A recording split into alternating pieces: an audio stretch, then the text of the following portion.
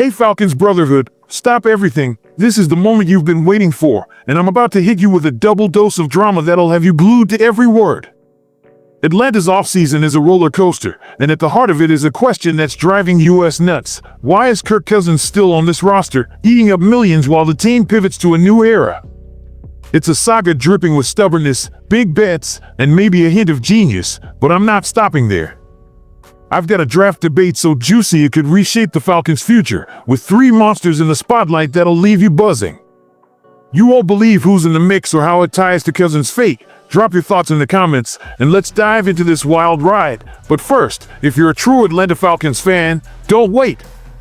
Hit that like button, subscribe, and turn on notifications. Only 1% of viewers actually subscribe. Let's change that. A small action that makes a huge difference. The Kirk Cousins conundrum. Why is he still here? Let's start with the elephant in the room, Kirk Cousins. 14 months ago, the Falcons dropped a $100 million guaranteed bomb to sign him, expecting a steady hand to lead us to the promised land.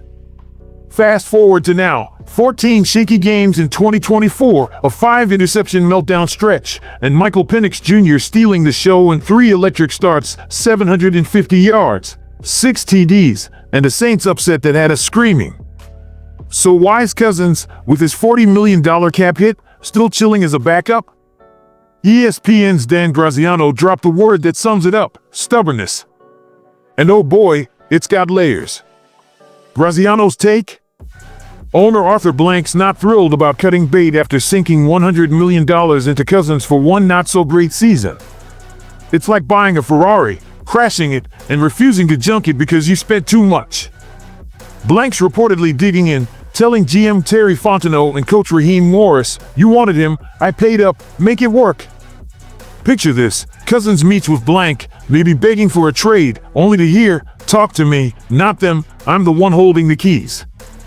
Graziano says teams interested in trading for Cousins, like the Vikings or Steelers, balked when Atlanta demanded to eat a chunk of his $37.5 million guaranteed cash. That's Blank drawing a line: pay up, or he stays. Is this stubbornness a disaster? Let's unpack. On one hand, Blank's got a point: $100 million for 14 games stings, and cutting Cousins now means $40 million in dead money, dwarfing Penix's $5.2 million cap hit. Releasing him post-June 1 saves some cap, but not until summer, useless for March free agency. Fontenot's now waking up like Kevin's uncle in Home Alone 2, screaming, "We blew it again." They've planned around this hit, letting Grady Jarrett walk and signing budget guys like Raekwon Davis. But here's the flip: holding Cousins hostage doesn't fix the bad signing. 2 wrongs don't make a right. Keeping him just because you overpaid is like refusing to sell a sinking stock. If Penix is QB1, let's move on, trade Cousins for a late-round pick, eat the cap, and build around the kid. My theory? Blank's meddling. Maybe Fontenot and Morris told Cousins, "We're cool trading you," but the big man says no, go plead your case. That meeting with Blank could have been Cousins trying to negotiate his exit, only to hit a wall.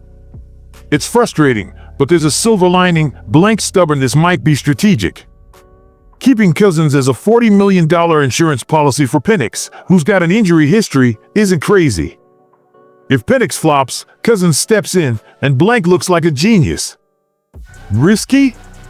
Hell yeah. But it's a bet on Penix's upside, and a refusal to admit defeat. What's your take, Falcons fans?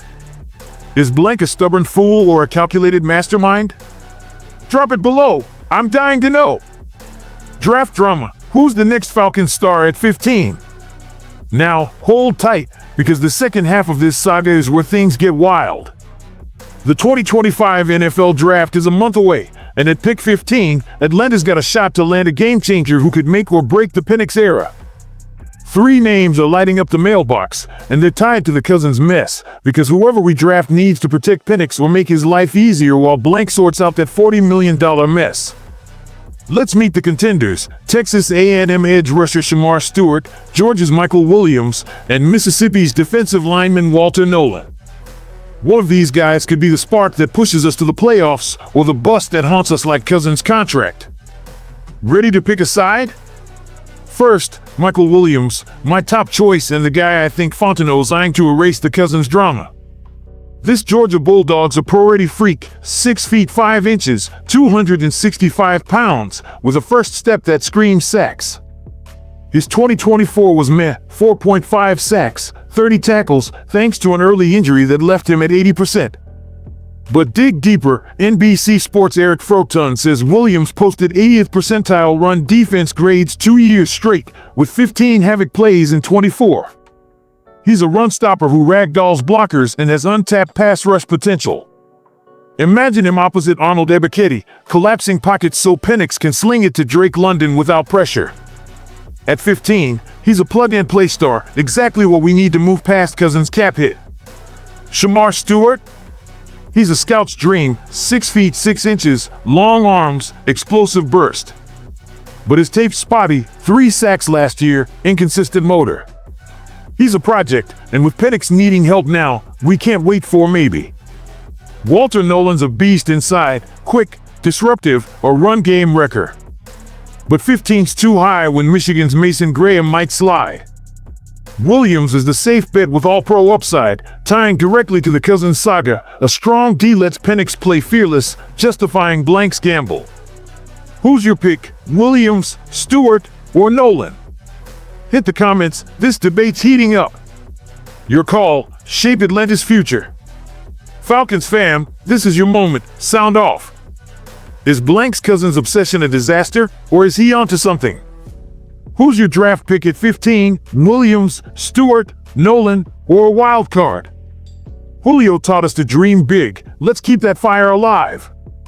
Smash that like, share with your crew, and flood the comments, I'm reading every one. The 2025 season's coming, and Atlanta's fate hangs in the balance. Let's make some noise. Go Falcons!